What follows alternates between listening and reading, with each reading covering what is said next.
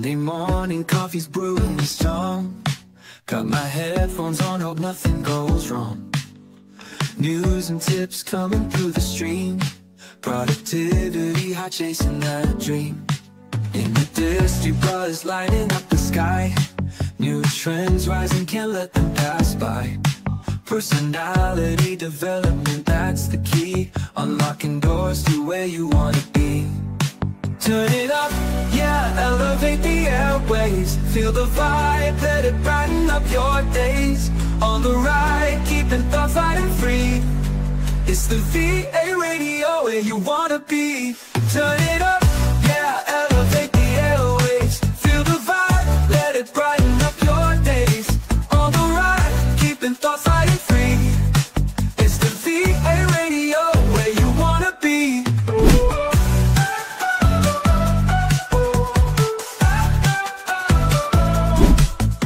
Midday slump, don't let it creep. Sage advice for dreams you wanna keep. Interviews with the pros on the rise, helping you to see through clearer eyes. Inspiration flowing through the wire. Words that lift you, taking you higher. Tune and listen, it's a daily routine, where the VA radio boosting your scene. Turn it up, yeah, elevate the airwaves. Feel the vibe, let it brighten up your days. On the ride, keeping thoughts light and free. It's the VA radio where you wanna be. Turn it up, yeah, elevate the airwaves. Feel the vibe, let it brighten up your days. On the ride, keeping thoughts light and free. It's the VA radio where you wanna be.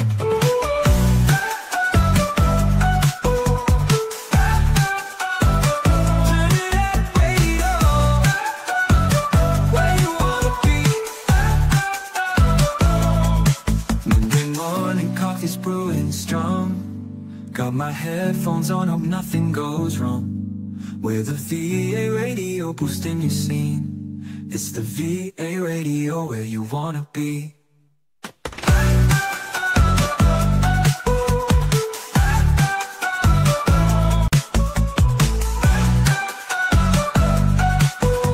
VA radio where you wanna be. Halina't pakinggan ang mga kwento ng mga pangarap na natupad at mga hamong nalampasan. Kwentong VA. Dito nagsisimula ang tunay na tagumpay.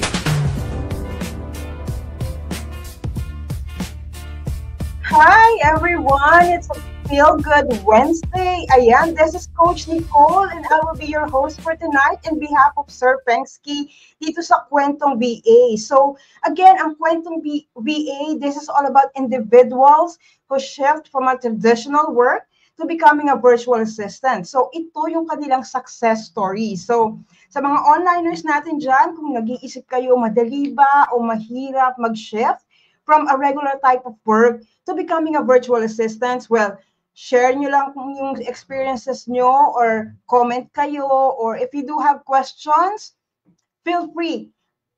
Kasi yung ating guest will be more than happy to answer those questions for us. Okay, so I'll start by a simple introduction of our guest. So our guest, she is actually a Google Ads specialist.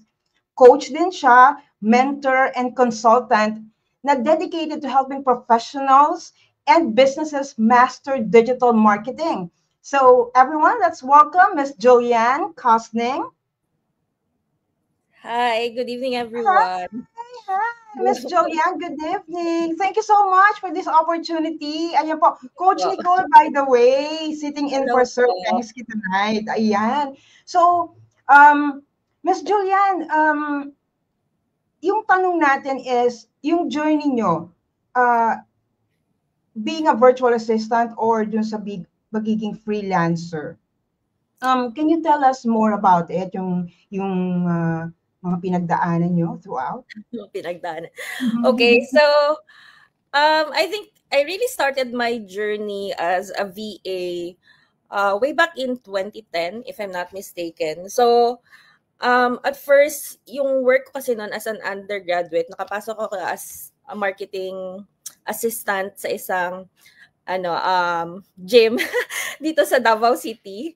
And then when I was planning to go back to school, I approached like a church friend, if I could, he's already working in the industry, and then if meron ba siyang mga available na jobs dyan. So he offered me like a writing job, article writing. Yun yung pinaka-start ko talaga sa online. So I was writing 4 hours a day, like after ng school ko, and then I was writing articles, like 500-word articles, 4 articles minimum per day. And then eventually yun yung nag-sustain sa akin sa school, pambayad na ng tuition ko. And then after I graduated, I was recruited by the University of Mindanao to become the alumni coordinator. So we were pioneering the department at that time. And then yung while I was working in UM, parang nakafeel ako ng parang I need a transition, parang hindi pa ako ready na ito na yung magiging long-term career ko for now. Parang I need to explore more. So I went back to, job searching online. So I don't know if I can mention platforms where I usually get my clients. So I applied sa isang job post sa onlinejobs.ph, and that was hindi ako usually pag nagsasubmit ako ng application, hindi ganun karami, pero medyo mabusisi din ako when I'm looking at different like job posts. Like may feel ko may parang particular na parang lukso ng dugo. Joke, parang may parang connection sa mga job posts na nakikita mo. So parang nakaka-feel ka na this one is for me, parang ganun. So when I applied to that specific job post, I was also being considered na sa isang pharmaceutical company. So corporate job. And then I got hired nung na-interview na ako doon sa onlinejobs.ph na post. So tinimbang ko yung dalawa. And then I feel like I was treated better by that person who hired me through onlinejobs.ph. And long story short, I worked with her for almost 7 years, where I transitioned from her virtual assistant into becoming the marketing manager sa agency, and then eventually the advertising manager. So I left the company by the end of 2022, and I started in 2023 with an Australian agency na naman that's focused on education niche. And then I'm resigning again. I'm resigning 2 years later because I'm searching for another, challenge na naman sa ngayon. So yeah, it's not really a straightforward journey from being a VA into a Google Ads specialist. Like I had to try different roles. Like I started as an article writer, and then VA, and then explored other disciplines in digital marketing. So yeah, that's my journey. Well, napakaganda ng journey mo, Miss Julian, no? Talagang hindi siya ganun kadali, no? Kumbaga sabi nga, what we expect versus reality, parang ganun, ano? So ganun, from a regular type of job, lipat ka, and then you tried your luck with yung, sabi mo, being a virtual assistant, ganyan. Kasi, curious lang kami, Miss Julian, kasi sa iba, they have someone na nagmo-motivate sa kanila. Like, for instance, a friend probably who previously worked or is already working being a freelancer or a virtual assistant na, uy, apply ka, yung ganon, di ba? So, in your journey, Miss Julian, who motivated you actually, or may nag-encourage ba sa'yo na, Julian, huwag ka na dyan sa regular type of work mo, mag-virtual assistant ka na lang? No, not really. But I've known of the industry. It was Odesk back then nung nagtatry pa ako ng mga task-based na mga contracts. So, and article writing and, product description writing. But I didn't expect it to become my career eventually. Kasi nga, I was eyeing, like, I thought I'm already in the university because kahit nung college pa ako pag tinatanong ako ng mga friends ko, like, or mga classmates ko, like, what do you wanna do after college? Sabi ko, if there's a career that would pay me to, like, keep on learning, Yun yung sa akin. So I thought it was the university, but I felt like I'm still lacking in a lot of areas. Like I also teach in University of Mindanao sa marketing management na courses. And I was so strict kasi wala akong pedagogy, wala akong teaching units at that time. But now I do have na teaching units. So, di ba, so I felt like I wasn't ready for the academe at that time. So yun, nag-venture out ako, naghanap ako ng different na path for me, and yung sabi ko yung isang option ko is pharmaceutical, yung sales, pero alam ko talaga sa sarili ko that I'm not for sales, like I'm not for hindi siya for me. So I went with the VA route. And then I didn't expect din na mag-grow from there, that I would learn web development, SEO, and all that. So, pero yun nga, na-follow ko lang din kung anong sinabi ko before, that if someone could pay me just to keep on learning, I would do it. And yun yung nahanap ko sa digital marketing. And sabi ko nga, kasi sa digital marketing naman, nothing lasts forever. Like every year, something changes. So, it keeps me interested. Hindi ako nabobore sa kanya. Ganun. So, yeah, so ganun siya sa akin.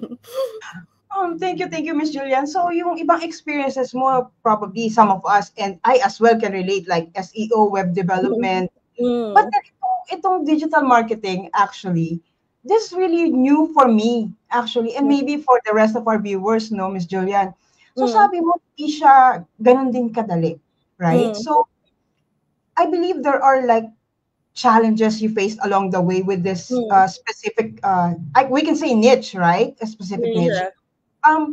Among those challenges, Miss Juliana, what do you think is the biggest that you've faced becoming a Google Ads specialist or becoming a virtual assistant? And ano yung naging way or ano yung naging solution mo? Paano mo siya na-overcome? Most of the time kasi, being a Filipino, I think one of the biggest challenges of being a Filipino working for a foreign client, it's really to being straightforward in the way you speak, in the way you tell them na I made a mistake, or ano pa ba, anyway, like I have an idea, like can we implement this? It's like parang putting yourself out there to be, scrutinized as well kung yung mga ideas mo and all that. So I think that's one of the biggest challenges ng isang VA na Filipino working for a foreign client. So for me, being my background din ako sa marketing, we have like culture research, mga ganyan. So I research the culture of my client. So her being from UK, being from London, they can be very upfront with their thoughts. So sinabayan ko lang din siya. So I think it's also you taking the initiative of studying also yung client mo and building that relationship sa client mo. Kasi if you just treat it like a work, you come in and then if, for example, social media management or taga-respond ka ng chats and yun lang talaga trabaho mo, respond na sa chat, and you didn't bother like building relationship with your employer, it's gonna be difficult to grow in that company because kasi 'di ba, if you want to build trust din sa client na anytime na nagkamali ka, hindi kanya kaagad, hindi ka tatanggalin kaagad. There has to be a level of relationship kasi alam niya na parang, yeah, it's just a mistake. Na kaya lang siya magawaan ng paraan. May instances nga na may pinapatransfer siya sa akin na website from one hosting to another, and the interface of the of that hosting company was so confusing. I deleted the entire website. That happened. So, but my immediate reaction is, hey boss, I deleted the entire website, but I'm contacting already the hosting company if they have like a backup in their servers. And there's they have a backup in their servers. But the point there is, I went to her immediately to tell her that something is wrong, and what if the client calls her? She's not gonna be in a position that she doesn't know what's going on in her own company, right?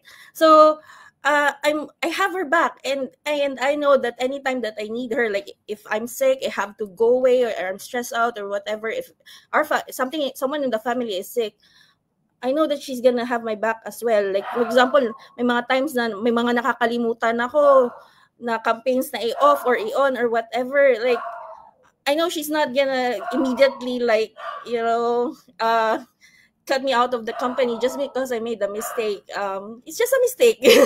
Ganon. So because yun din, may relationship na ako sa boss ko. I built enough trust, and she has given me a lot of autonomy in terms of my own learning, in terms of exploring different avenues like web development, digital marketing, Google ads, growing in Facebook ads, Pinterest ads, X ads, and whatever.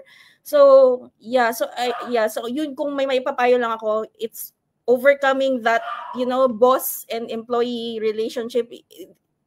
It's still a relationship, but you have to somehow build it, also invest on it, diba? So ganun siya with me.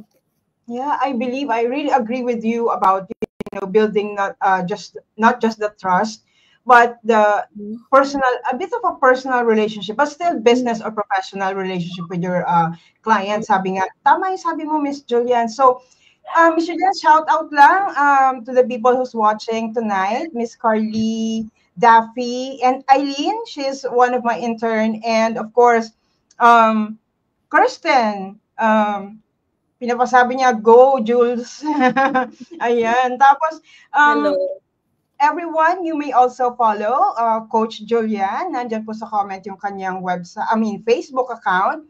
So, check nyo lang yan. Follow her para mas marami pa rin tayong malaman at mas maintindihan sa journey ni Miss Julian. So, yung sabi mo, Miss Julian, that's really perfect, no? When you build that certain relationship with your client, sabi mo nga, darating sa point na if you did something, hindi ka nila agad-agad parang tatanggalin dahil ma-realize nila na it was just a mistake that can be resolved.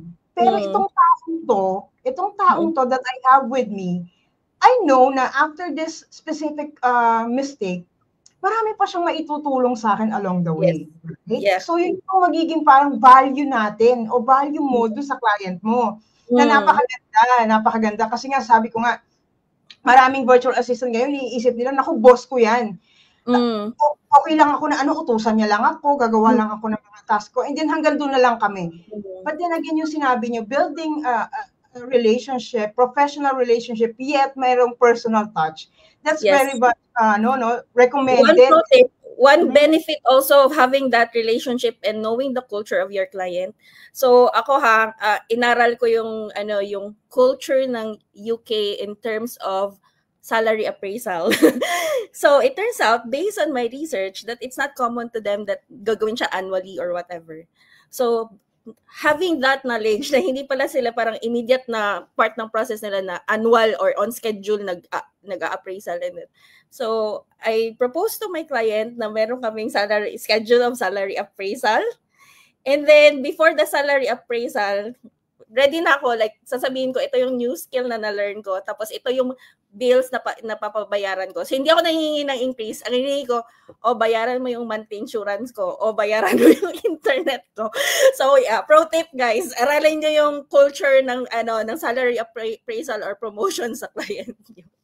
Yeah, tama yun, Miss Julian. Yung kanina rin at our early part, sabi mo na pinag-aralan mo yung client mo, which is very, very important, not just the business, right? Pag-aaralan din natin yung cultures nila, di ba? Yung pang-araw-araw nila para alam din natin kung saan tayo papasok, di ba? Yung mga ganon. So, napakaganda. So, being that said, Miss Julian, curious din po kami, yung maiko-compare ba natin o meron bang masasabi natin na yung previous works mo o yung previous job mo, may connection ba?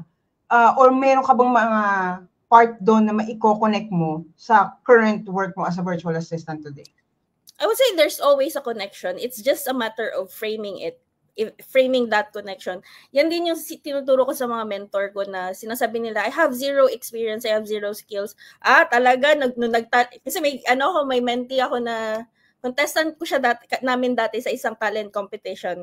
Tapos sabi ko, talaga wala kang natutunan sa talent competition na sinalihan mo. Yung grit pala, yung perseverance, mag-practice ka, being on time, discipline sa call time natin.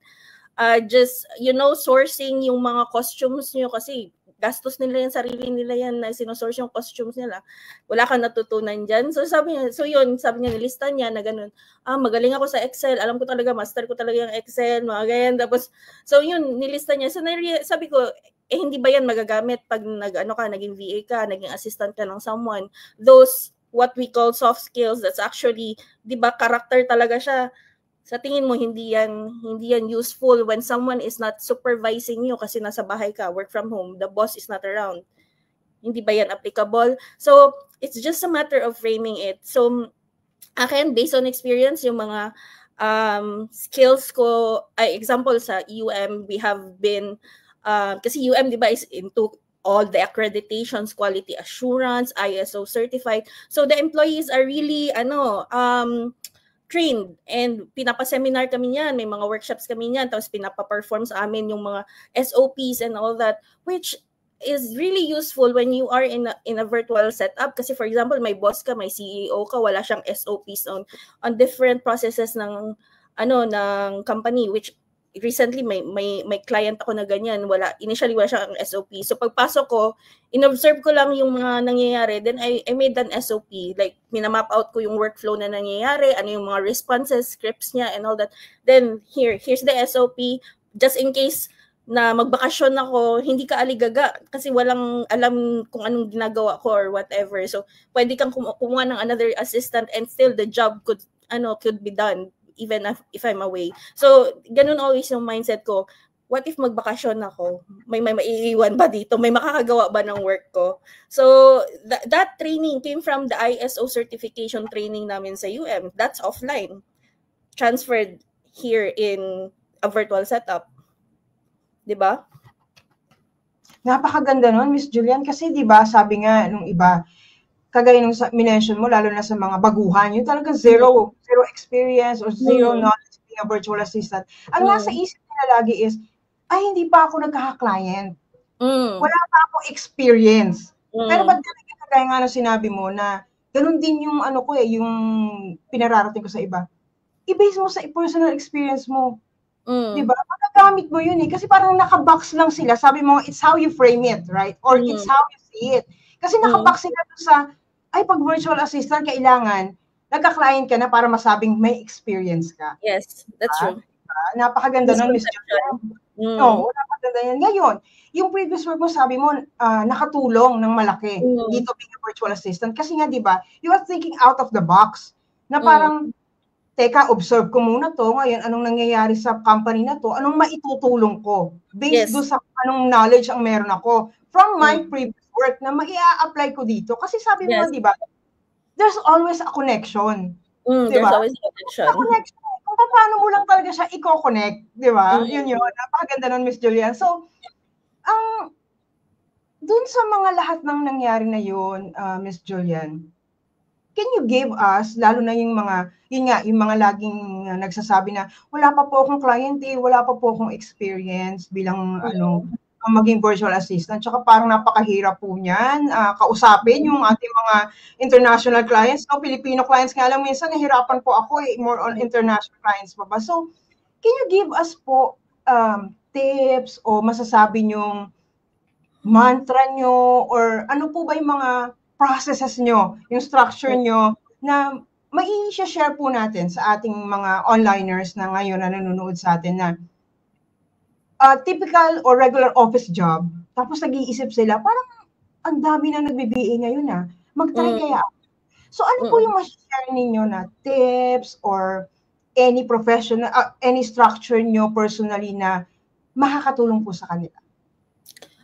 Oh, well, first off, pag nagta-transition ka, hi, John. Same daw kami ng alma mater. Hi, John.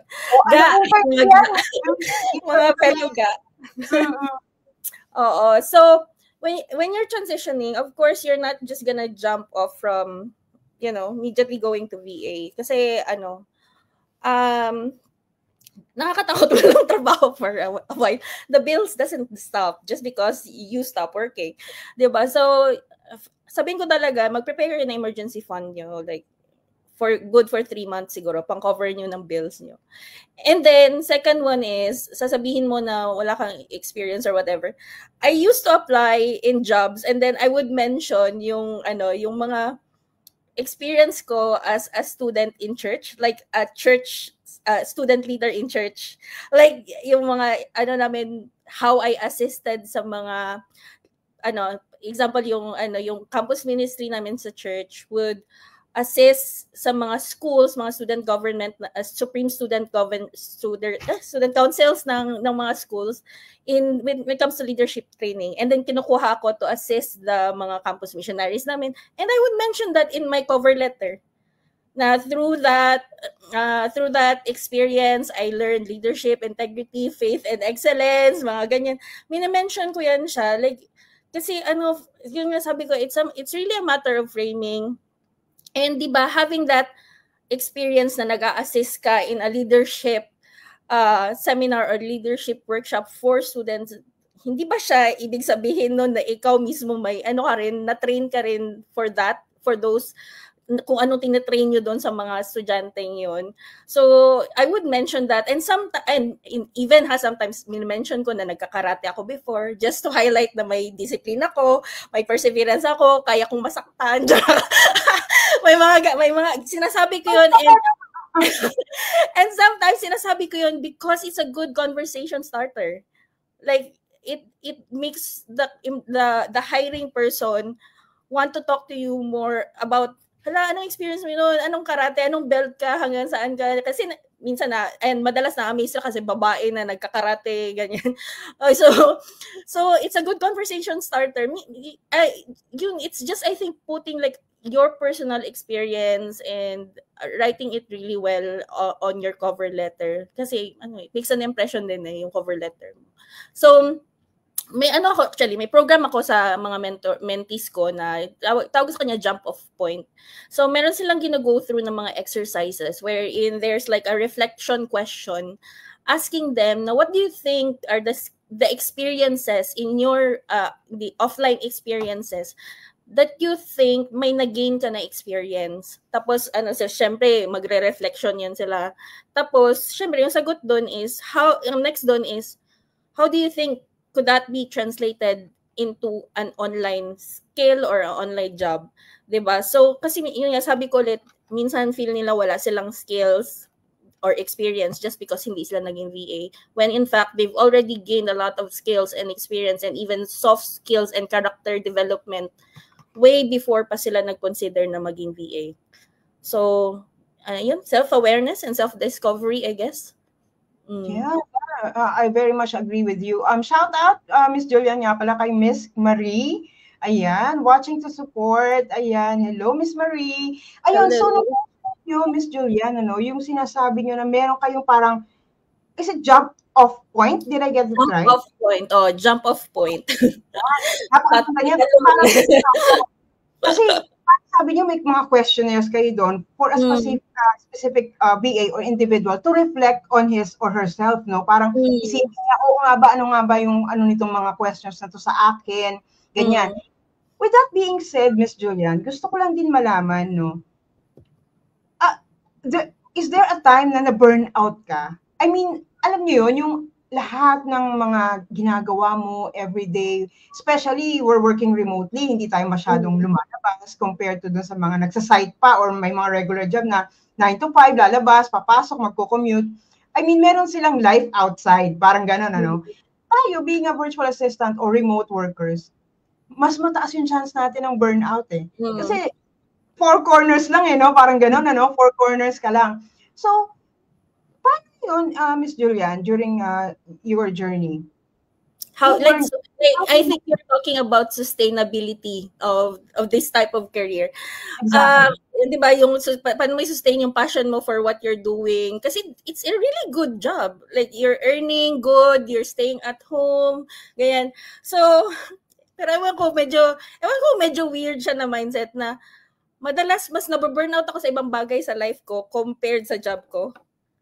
Kasi, ewan ko, my job is really, like, my career is really, hindi siya always perfect. Hindi siya like agad-agad mga things na figure out ko pag may problem and all that. But it gives me the challenge that I need to be stimulated. Like, feel ko pag hindi ako nag-iisip, parang mas nawawala ako sa sarili ko.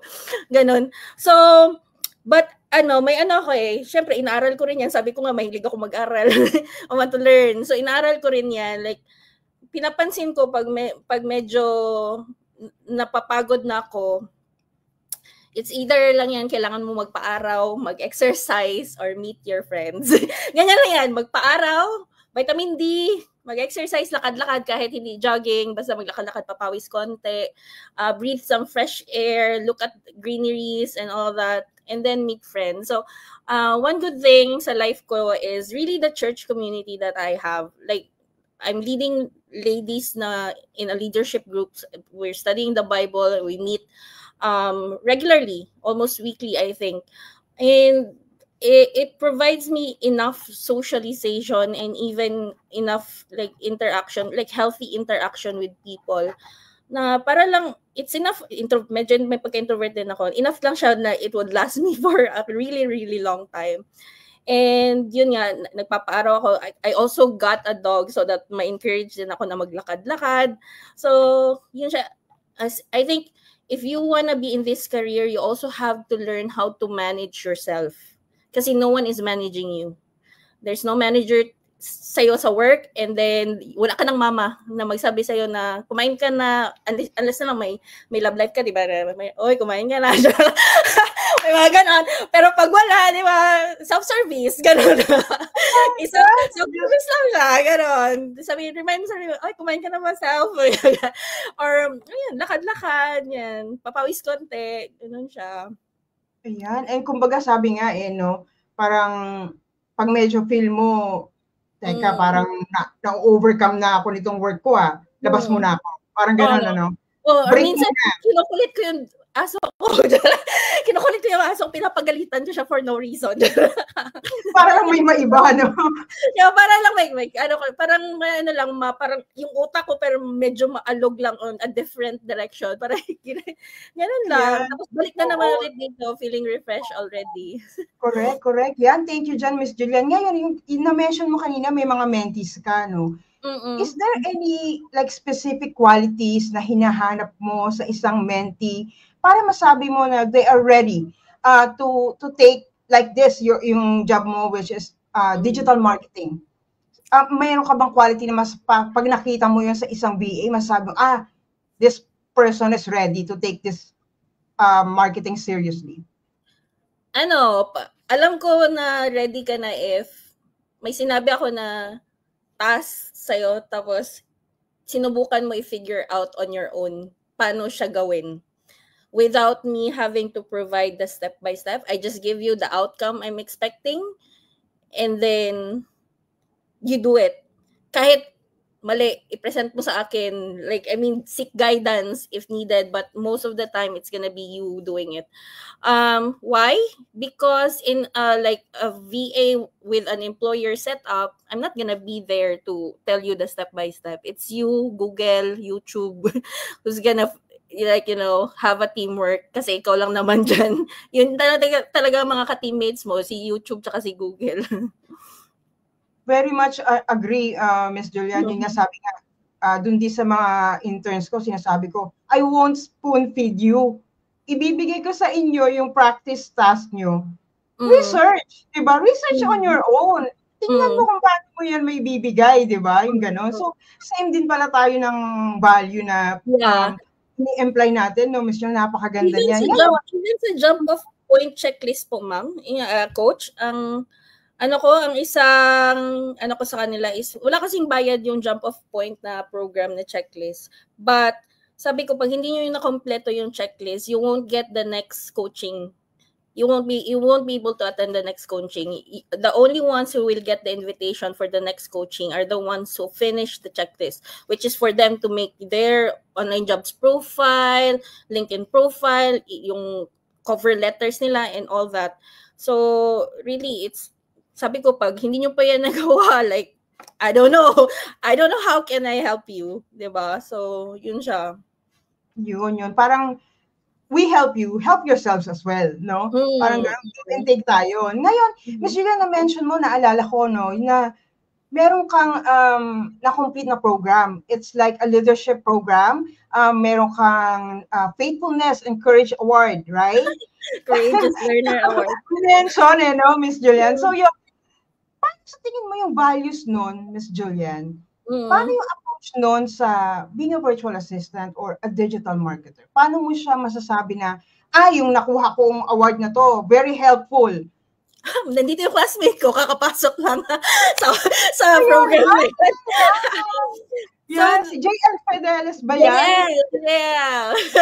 He's my classmate, batchmate kami. So, that program is actually in our church also. It's called Leadership 113. So, I would say it's really getting deeper with theology. So, the award that I got is Courageous Learner and ano nga yung isasabi ko, nakalimutan ko, Faithfulness Award. So, actually, tapos yung buddy ko, yung kasabayan, yung sabi ko, siya talaga akong tsaba ko na sabay tayo mag-ano dito, buddy tayo, then let's be accountable with each other in terms of the reading assignments and all that, submitting the essays, and so she got 2 awards also, so dalawa. So because we were really accountable, like teacher din yun siya in a high school and very busy, so we're reminding each other na hoy, may deadline tayo today ha, ganyan. So in terms of that being useful, if believe it or not, I'm now part of an organization called Faith Driven Entrepreneur. So this is a Christian organization they're really big as an organization. They're like a lot of investors, CEOs from US and globally, 19 time zones ang yung team namin basically. So ganun siya kalaki. And sinabi ko rin yan sa kanila during the interview that yun, in fact, tanong nila ako, ano yung life mo? Sabi ko na, what do you enjoy doing? So, I enjoy studying the Word of God. And, yun, kaya nga, nag-study ako yung sa Leadership 113. Ayun, si JL. Excellent student. Thank you, JL. Okay. So, ganun siya. Like, hindi ko alam na eventually, mami-mention ko siya in a job interview. But, God just aligned everything and I was led to this organization and now I'm gonna be their digital advertising manager. So that experience, I would say, how could I advertise like what it is that the organization wants to advertise, which is actually preaching the gospel to investors and entrepreneurs and all that, if I don't have that solid foundation when it comes to wealth, understanding how God, how God designed wealth and entrepreneurship, diba? So I didn't know that it will be useful now, but it did. So I believe it's just God orchestrating that specific journey for me. Wow, napakaganda niyan, Miss Julian. Ako din, my friend, she included me as well on parang young ladies ng church. Ayun, included din ako doon. Pero yun nga, parang medyo sa sobrang busy ko nga ngayon. Unfortunately, hindi na rin nakaka-attend sa church. But then, through that specific GC namin ng young ladies sa church, nandun pa rin devotion, ano niyo pa rin devotion doon through sharing, ganyan. So, yun. Ngayon, Miss Julian, isa pang naku-curious ako, no? Wala kang formal training, di ba? Being a virtual assistant. Kasi you came from a regular type of job, di ba? Walang training. How do you stay confident na parang, ay, kaya ko yan. Kaya kong mag-virtual assistant kahit wala akong formal training. Kahit sabi mo nga kanina, wala magturo sa'yo, wala si mama. Di ba? Parang gano'n, wala na. Di ba? Paano? How do you stay confident na manasabi mo sa sarili mo, ay, virtual assistant, kaya ko yan kahit wala akong background dyan? Kailangan ko ng pera at that time. Joke. Hindi. Motivate Joke. Hindi. Alam ko kasi na, I know, like sabi ko nga, with growing up in church, part din sa tinuturo sa amin sa leadership, number 1 is self-governance. So, the first person that you're leading is yourself. So, part nun, kung yun nga, yung initiative and being resourceful in terms of seeking information and training yourself, siguro din, the way din ako naman natututo, if I'm given a problem at work, may pinapaayos, ang iniisize ako, like, I've read a lot of books as well, so may mga principles ako na ina-apply dyan. Like for example, if a specific problem is so difficult, may isang principle dyan na yung sabi nila, yung mga buhol-buhol daw, if for example, a ribbon or a thread, pag buhol-buhol siya, you can't fix it by like lahat i-fix mo at the same time. You have to like figure out one knot at a time. So, ina-apply ko yun siya ng principle. So, if ganito kabuhol-buhol yung problem sa website na to, like, anong knot first yung i-figure out ko? And then, one at a time, naaayos siya. So, medyo mabagal, di ba? So, may mga ganong processes, may mga mabilis, mabagal.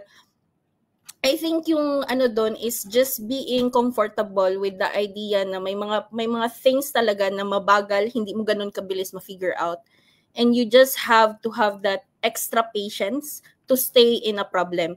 May nabasa ko na book, I'm not sure if it's the book on grit or Grit by Angela Duckworth. I'm not sure if that specific book or Black Box Thinking by Matthew Syed.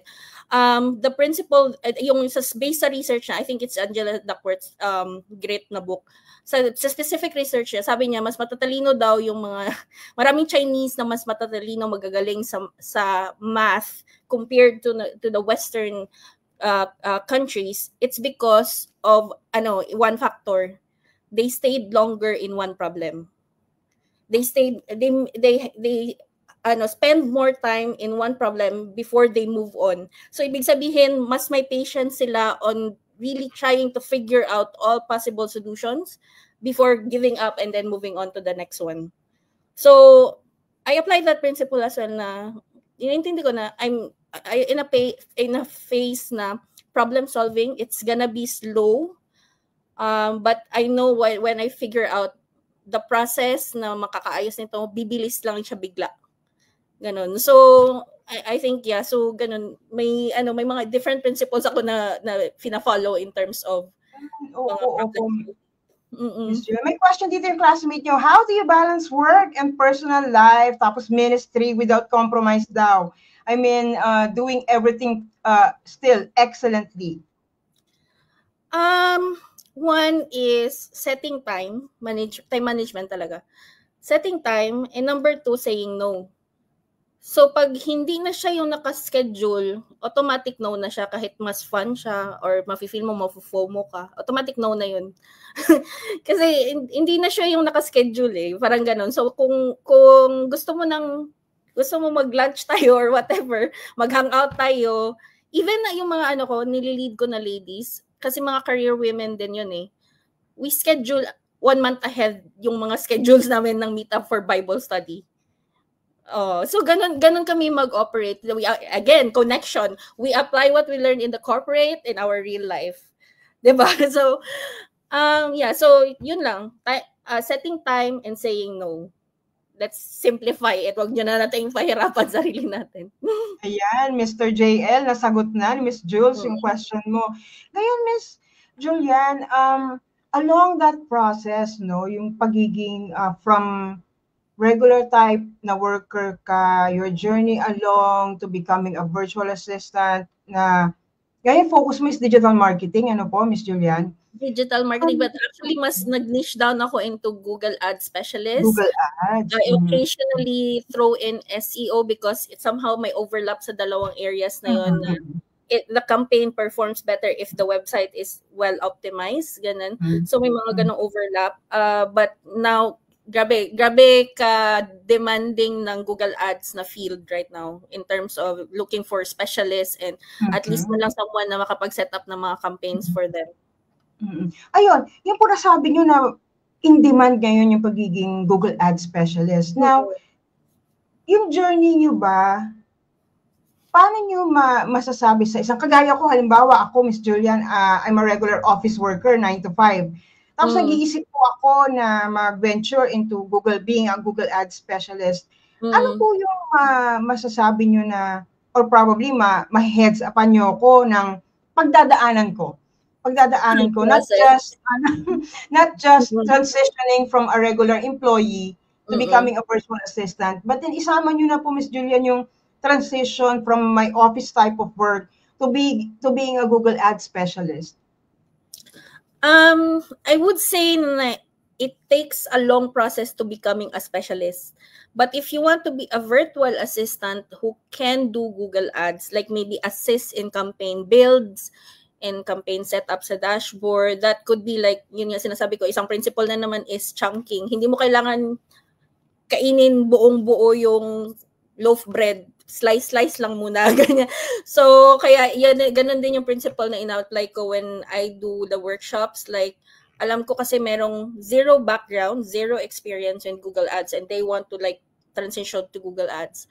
So, I give them like the first slice of bread through Google Ads from scratch, yung tawag ko na workshop, wherein ito lang muna yung competencies na kailangan mo for this specific. So, pinaka-goal mo lang is makapag-launch ka ng campaign. So, ang next step kasi dyan is, makapag-launch ka ng campaign. So, under that specific goal, you have to hit several skills. Kailangan ma-achieve mo yung skills. Marunong ka mag-keyword research, marunong ka tumingin ng landing page, mag-test ng mga forms sa landing page kung nasi-send ba yung inquiries sa client or whatever. Marunong kang mag-write ng ad copy, ano ba yung format dapat ng ad copy. So, yun. And then, lastly, dapat marunong ka mag-set up doon sa Google Ads dashboard mismo. So, that's the first like slice of bread na binibigay ko sa kanila through that specific workshop. So, the next level there is, I don't force them immediately to go to the next level. Why? Because it could be very analytical, strategic, and technical ang next na step. Which is yun na yung mag-events tracking na, technical na side, may gagalawin ka na code sa website, may i-insert ka na code and all that. So, ito naman yung next step, ini-encourage ko yun sa mga people that's already like, they already have like an ad account, may kaharap na sila, pero hindi nila alam paano i-set up, kung paano nila malaman kung yung account nila is working or not. So meron akong specific group of students lang talaga na very small pool of students na ganun na yung nila, yung face nila. But I can say no na mas malaki pa yung earning ko sa this small pool of students compared sa workshop. So workshop, net loss ako. Net loss ako dyan, pero sa akin, I just love doing that specific workshop. So siya, hindi siya straightforward na journey. And even yung nasa pool na yon ng advanced ko na students, a lot of them still have difficulty doing what usually mga optimizations na gagawin mo sa isang campaigns. So, they book one-on-ones with me just to look at their ad accounts, and then I would help them figure out where could we optimize para mag-improve ang performance nito. Ganun siya. So, if gusto mo talaga ng start lang, I think it would help yun, mag-aral ka lang muna kung paano mag-build ng campaigns, ano yung mga parts ng ads, ano yung format, basically, kasi marami naman yung format ang Google Ads merong display, may shopping, may search, may demand gen, which is yun na yung bago ngayon sa, I think, video formats. So, ang dami niyang so, ganun lang muna, learn how to build ads. Yun.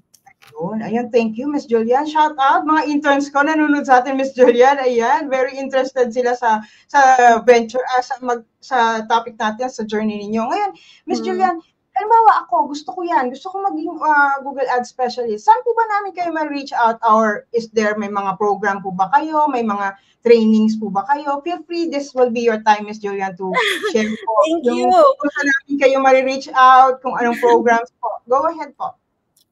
Okay. So meron kaming Facebook page which is yung sa Unicorn, Google Ads Unicorn ang tawag sa kanya. So you can reach out to us through that Facebook page, or even my Facebook na personal page. Yeah, professional page or whatever. So you can reach out to me, message me, and then I will get you connected with my VA who's assisting with all the inquiries. Kasi hindi namin automatically pinapa-enroll ang mga students with our workshops. Ang ano kasi namin, ang process namin dito is you go inside the mentoring group, and then there's a link there for a series of free lessons. Those lessons should be enough for you to have an idea ano ba tong Google Ads, mga knowledge based level siya na learnings. It will help you gauge kung Google Ads is for me, interested ako dito, I want to pursue this further. So at zero cost. So yung kailangan lang doon is may time ka to do self-paced learning. So in the event that you've decided na yes, I want to pay for a workshop, hindi po abot ng 1,000 yung workshop namin, 750 pesos lang po yung Google Ads from scratch na workshop.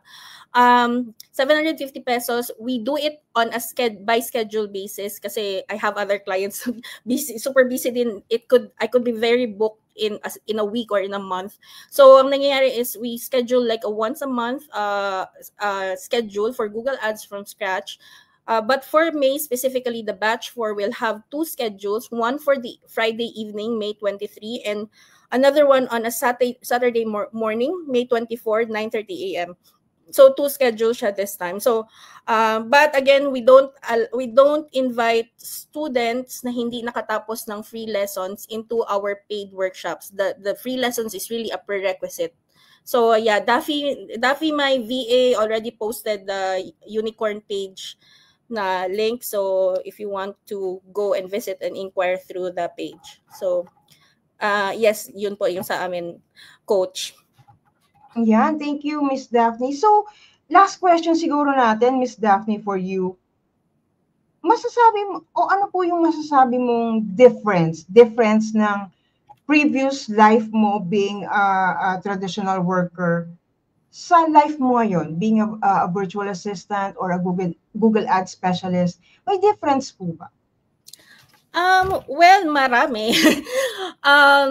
With working in like a traditional setting, it's really hindi mo siya hawak yung 8 to 5 mo. You really have to give that, like I mean physically you have to be there, right? But here kasi in a work from home setting and as a VA, remote worker, whatever term it is, there's some level of flexibility. Kahit na naka-sign in ka sa work mo, pwede kang magpaalam na, boss, can I go out, like magpa-check up or susunduin ko lang yung pamangkin ko. May mga ganyan ba, mapapag-usapan. May flexibility in that way. And also ngayon, there's a lot of clients that's trying to hire me. And most of the time, before I accept like an invitation to a job interview, like I give them like three conditions. Like, would you allow me to go part-time? Would you allow me na hanggang ganitong oras lang ako? And I forgot what's the other one. Basta it's specifically on the time. Like, would you allow me na hanggang ganitong oras lang ako? And would you allow me na part-time lang ako? Because I don't accept full-time clients right now. So, and may mga clients naman na full-time ang hiring, but they really want to work with me. And they would adjust na part-time lang talaga ako sa kanila. So, ganun siya. Ayun, thank you, Miss Jillian. So, again, masasabi talaga natin na from a regular type of work to becoming a virtual assistant, Google Ads specialist is really a very, very successful story of yours.